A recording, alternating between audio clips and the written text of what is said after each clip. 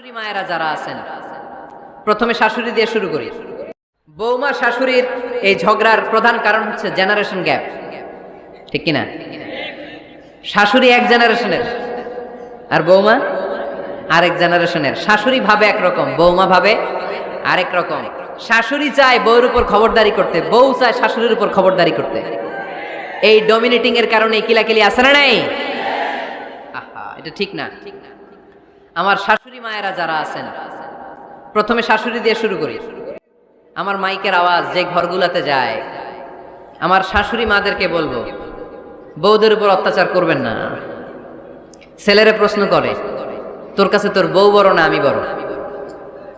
আছে না নাই? এটা একটা প্রশ্ন হইল। তোর বউ বড় না আমি বড়? দুইজনেই বড়। তো এক ছেলে সুন্দর উত্তর দিছে, আমার কাছে ভালো লাগছে উত্তরটা শুনে। এক মা প্রশ্ন করছে,